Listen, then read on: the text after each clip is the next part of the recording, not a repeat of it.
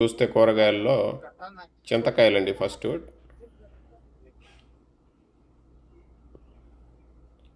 దీన్ని మనం గల్కా అంటాము, బ్రెజిల్ ప్రోడక్టు. ఇవి వచ్చేసరికి one kind of egg plant. Egg plant అంటే వంకాయలండి. ఇవి మనకి రౌండ్ సొరకాయలు, ఇవి పొడుగు సొరకాయలు,